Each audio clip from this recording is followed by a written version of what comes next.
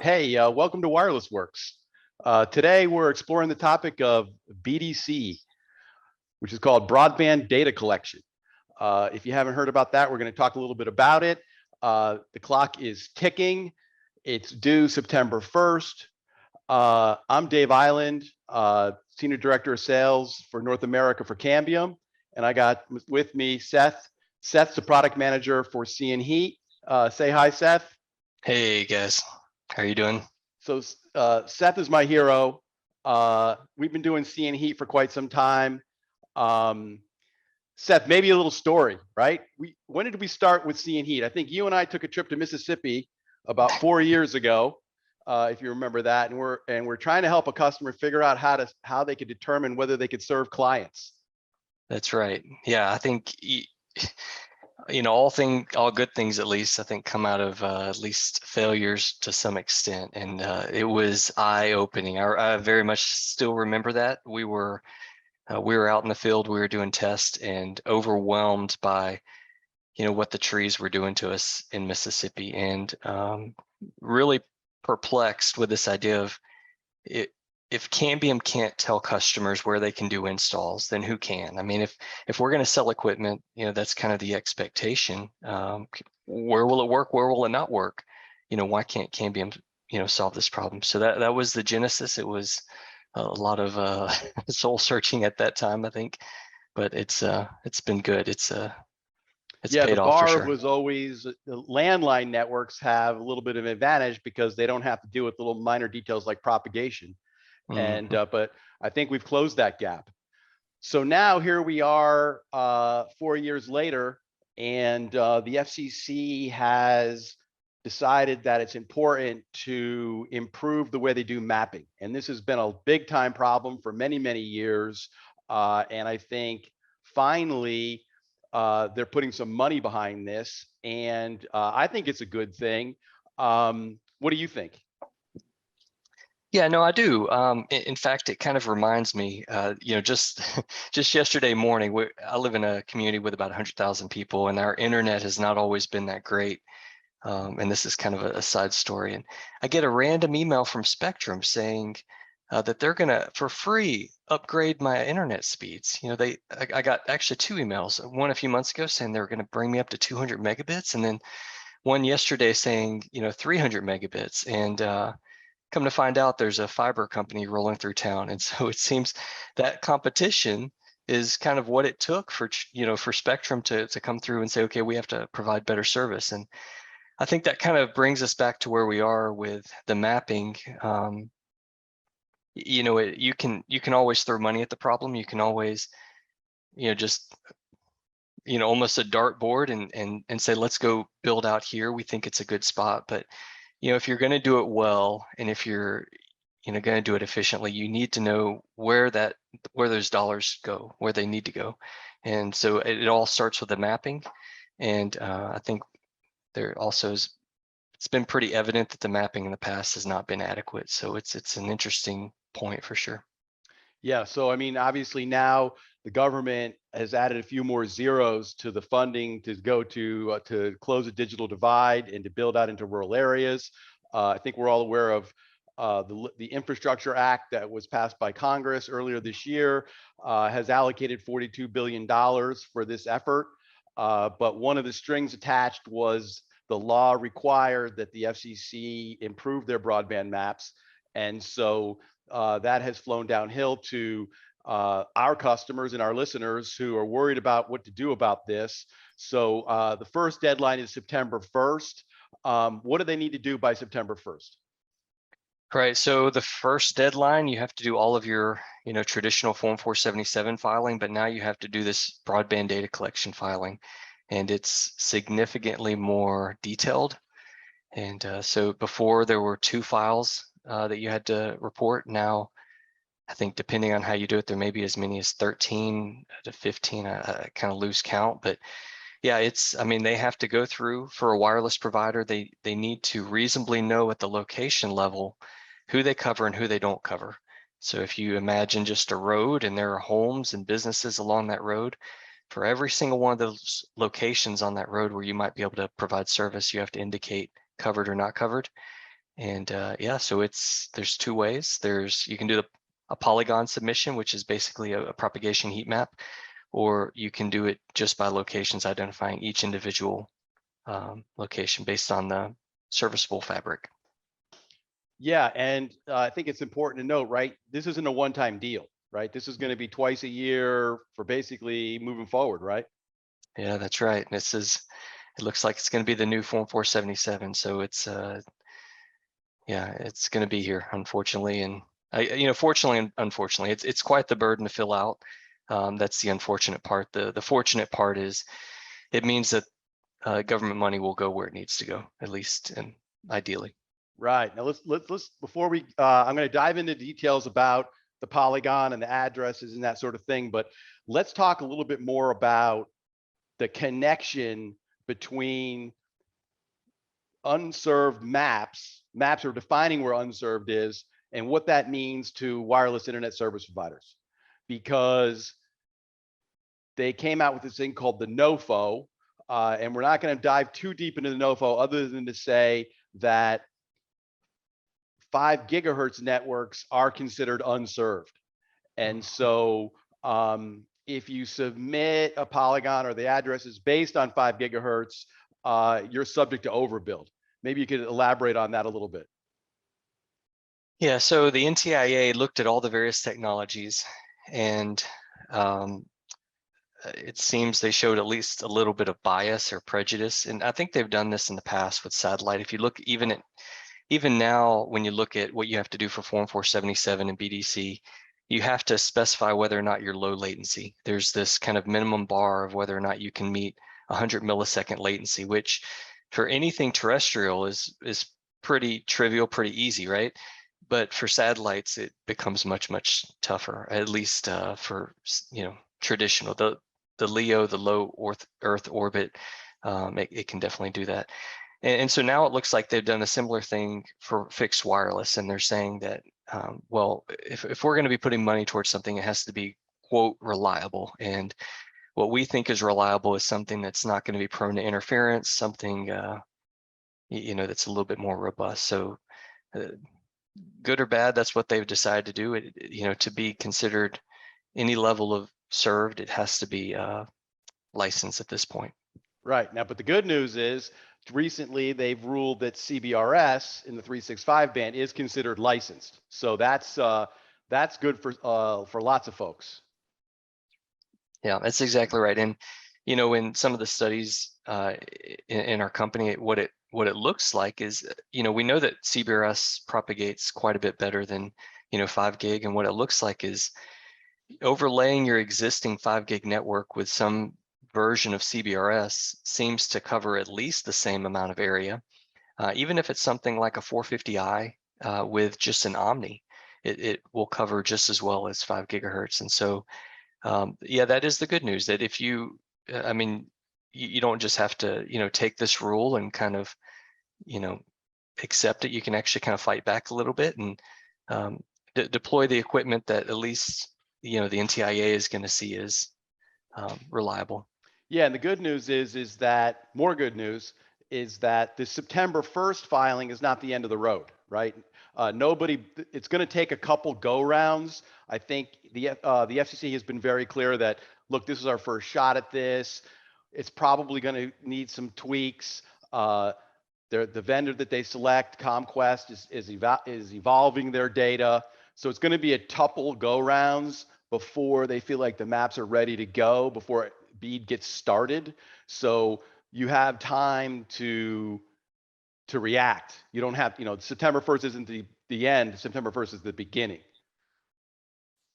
Yeah, we're going to have this a while. And, even looking back at some of the previous fundings, the RDOF, the CAF2, I mean, those things kind of really drag on. That seems to be evident. So I guess that is kind of the light at the end of the tunnel, is nothing is going to go quickly here. And there is a little bit of time to react.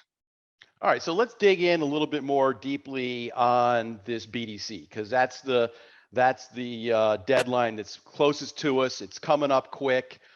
You can't just blow it off. it's a $15,000 penalty if you fail to file. My personal opinion is they're going to give you some slack. You know, if you make a mistake or it's not right, that's okay. Just doing nothing, probably not just okay. So let's help everybody do something. So what do you think about this polygon versus the address? I've had a lot of customer conversations and people are kind of going back and forth on that. What's your opinion on that? Yeah, I'm definitely torn. So for those who may not know, the location method is significantly easier to file. If you do the location method, if you say these are all of the locations that we're cover versus what we don't cover, you don't have to do all of this additional supporting data.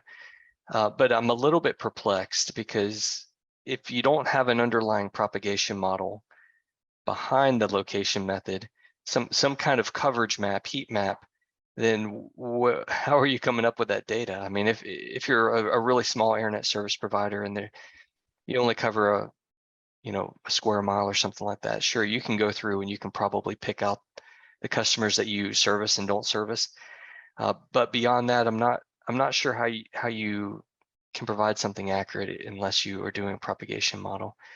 And beyond that, with the law, there seems to be quite a lot written in there where audits are expected and challenges are expected. And audits come from the government. It seems like the FCC is required to put together some sort of program where they can audit and should be regularly auditing all the service providers.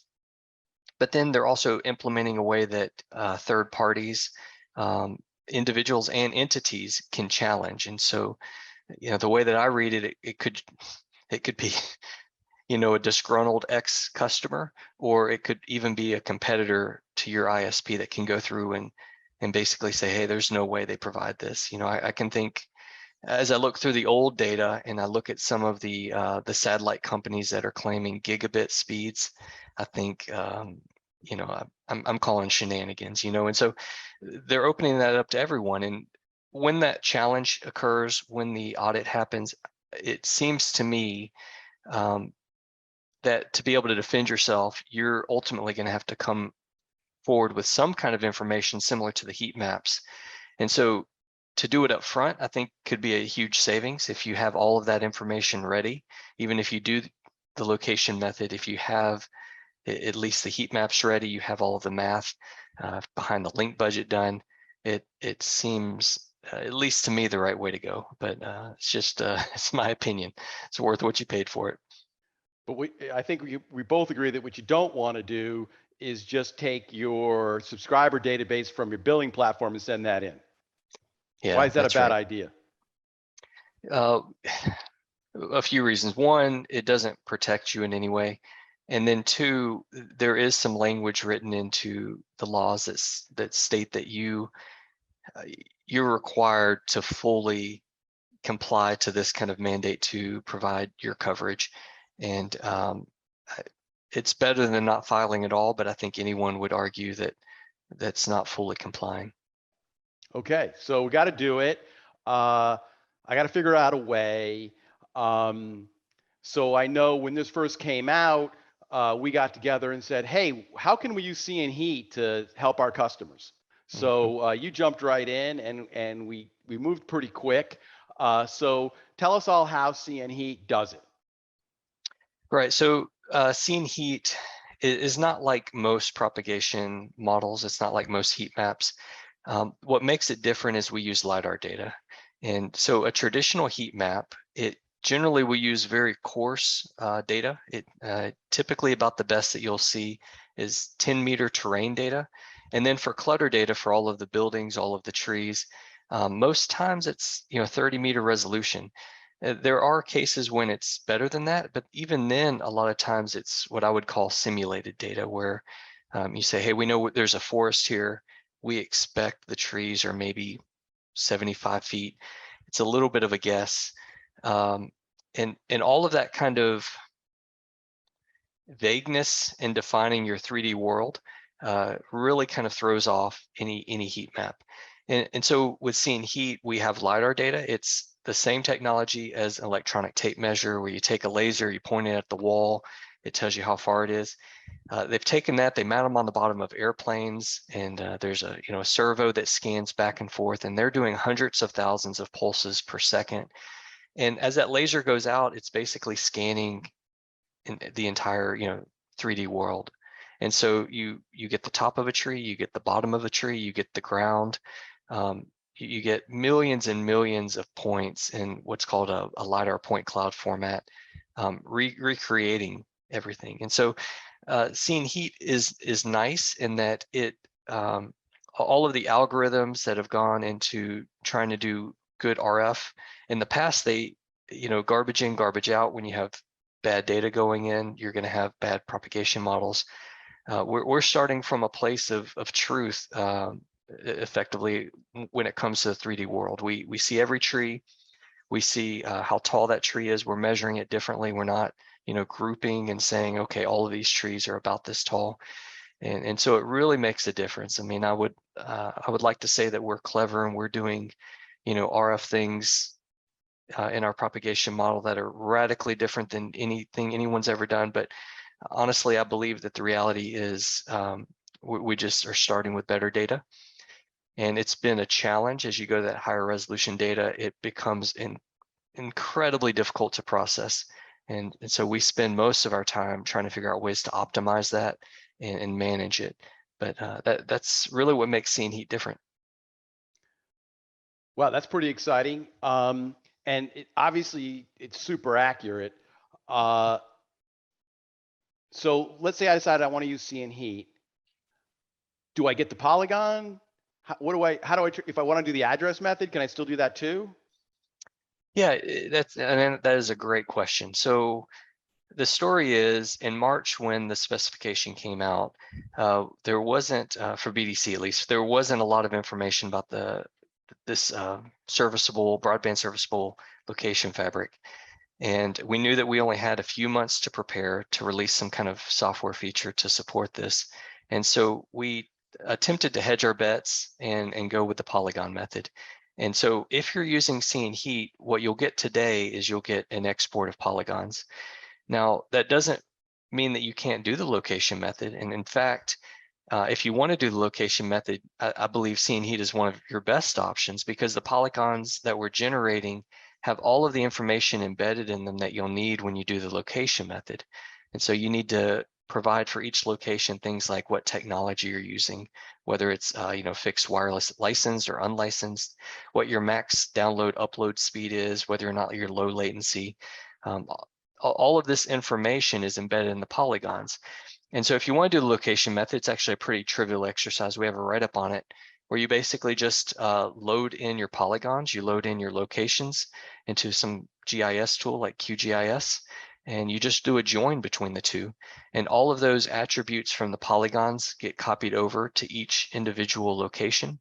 You don't have to worry about having duplicates. The specification is pretty clear that for a given technology, you're only allowed to have one entry per location. And when you have that one entry, you want it to be your fastest. And so when two towers overlap the same customer, maybe one tower is providing 25 meg speed, maybe another one is providing 100 meg speed, you want that 100 to surface up. And that's one of the things that we do in cnHeat is we remove the overlap, we make sure only the fastest speed is shown. And that carries over even if you're doing the location method. So it's still both, great questions, still both options available. Yeah, great. Now, what about this whole PE stamp problem? There's been a lot of discussion about that. People are concerned. I don't have a PE on staff. Oh, this is going to be really expensive. What do we do? Yeah, that's a really good one. So with the PEs, for now, there is a waiver that most providers can take advantage of. And so with this waiver, for the next 3 filings, so this filing, the filing that begins at the end of the year, and then the filing that begins next June 30th, you can fill out a waiver. And if you have an engineering bachelor's degree in something RF related, or even electrical engineering, and 7 years experience, or you have no degree and 10 years of experience, then you could basically self-certify. For those that don't have that, in this case, you have to get a PE stamp. You have to get some kind of professional engineer to sign off, saying that we've reviewed the data, it looks right to us. And what we've done at Cambium is we do have a third party, and so it's I think we'll be announcing that here shortly. But basically, this third party has agreed to use the cnHeat data, review our customer request, and do that for them for a cost. Yeah, Greg. So it's almost like we're turnkey. That, who's been saying that? Who said we got to have turnkey? All right. Well, I have 30 years experience, so maybe I can get 3 stamps. There, Okay. there we go. What else do we want to talk about? So next thing. So Seth, I go through all this trouble. I buy the cnHeat thing. I'm gonna send in my information. What do I got to do in 6 months? Is it going to be easier the second go around? Yeah, I think so. If you know, WISP are always innovating. They're always making changes, always improving. In the case that you didn't have any changes to your network and you have your polygons, definitely the locations are going to change. We've heard stories where the location data is just horrendous. Entire communities just not even showing up. But if you're using cnHeat, you have those polygons and nothing is changing your network, then in 6 months, it may be as simple as just taking those same polygons, overlaying them with an updated location fabric, especially if you're doing the location method, and being done in a few minutes with your submission. That fabric is the CostQuest stuff, right? That's right. Yeah, the CostQuest. Yeah, great. That's right. So, I mean, it's I guess it depends on how much you are changing your network. cnHeat has the ability that you can duplicate jobs, also the ability that you can merge jobs together. And so, as a cnHeat customer in 6 months, maybe you've run your full export, but you just have one additional tower that you've added or two. It should be relatively easy to just add that tower and do a merge and kind of be done with it, and be significantly simpler than this filing. Now, a lot of folks probably or may have used tower coverage in the past. How do you think cnHeat is a little bit better than maybe what they're doing? Yeah, I think the biggest thing is probably accuracy. Again, they're one that uses that 10-meter terrain data and then more of a simulated clutter. And I think it's, I mean, it is what it is. I mean, it's easily available data. It's a lot easier to process. And I think that their kind of business model kind of reflects that. But if you need something more accurate, if you want something more accurate, I think cnHeat is a great solution. Now, if I decide I want to use cnHeat for this BDC, I get to use the cnHeat for all its other capabilities, right? That's It's right. not compartmentalized. I don't have to pay an extra fee because I want to do lower truck rolls, minimizing truck rolls. And I decide I want to build out another tower. I can use cnHeat for that too, right? Yeah, that's exactly right. Another thing that makes cnHeat unique is that we really were built on this idea of pre-qualification. Our primary objective when we started was if we're going to roll a truck, if someone calls looking for service, how can we tell with a high % of confidence whether or not we can do that install before we actually roll a truck, right? And then kind of along the way, we've kind of built the heat maps and we've done things like BDC. So pre-qualification is what we do and what we do best. And so the BDC feature is a free thing for cnHeat customers. It's not something you have to pay extra for. It's just something where we've added value. That's a really great point. And so I'll go a step further and say, if you're listening to this and you're a cnHeat customer who has only come for BDC, you have a subscription now, take some time, check out the pre-qualification. I think you'll be pleasantly surprised. Now, what if I have other vendors in my network other than Cambium? Right. So do I have to do cnHeat, something? Will it cover that? yeah, exactly. cnHeat is we're manufacturer agnostic. As long as we can get the antenna patterns and put them in our system, we're happy to model whatever equipment is out there. So I think all of our major competitors we have modeled to some extent. And usually the way it works is a customer comes to us and says, I have this gear, can you model it? And we ask, can you get us the antenna patterns? And we go from there. And from that point on, we have it in our system. So if you have some gear, you're always welcome to let us know if you want us to model it. And we're happy to oblige. We think of cnHeat very much as a service. And so we don't want to just only be, forcing people to use the tool in a certain way. So we've had this capability now for, what has it been, a week, a couple of weeks? Yeah, When did it's we go 5 GA weeks. on it? How many Yeah, weeks? 5 weeks. 5 weeks. We Man, released. time flies when you're having fun. It seems like it was just yesterday. That's right. Okay, July so 14th. have we sent some submissions in yet? Did the FCC say, hey, this is pretty good? Well, Did they ever didn't say write. that? Nah, they never say that. They didn't write us a thank you letter or anything, but we we did. I mean, it has been really incredible. We have had some customers that have come back and reported errors that we've had to go in and fix, and we have a pretty agile development team that's been addressing issues as they come up. But we've also, been pleasantly surprised as well. We had one operator, he sent in exactly one question, which I didn't even get from him. I got from somebody else who was talking to me and just happened to mention something, and I emailed him a response.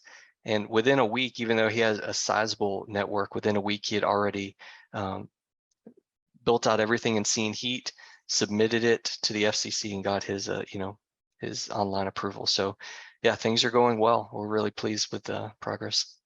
Okay, well, we're getting close to September 1st. I mean, if somebody's listening and they haven't done anything yet and it's panic mode, can we save their butt?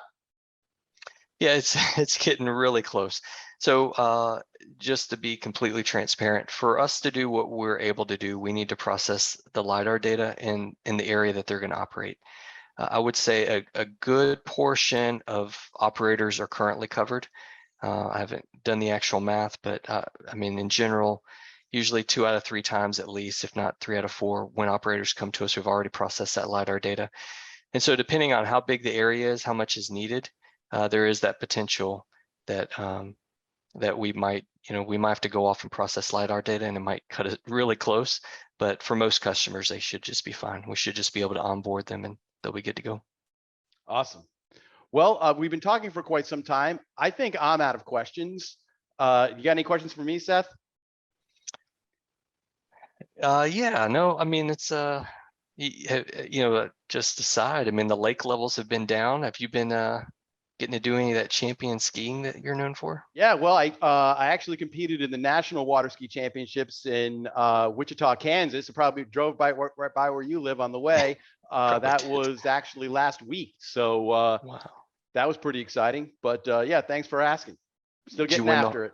You won the whole thing, didn't you? No, but I did ski okay. Next sure year's my year. I'm moving into the over 60 group. So I know I don't look that old, but the years are catching up. Yeah. No, okay, for all the listeners out there, thank you for your time, and give Cambium a call, and we're here to help. Thanks, guys.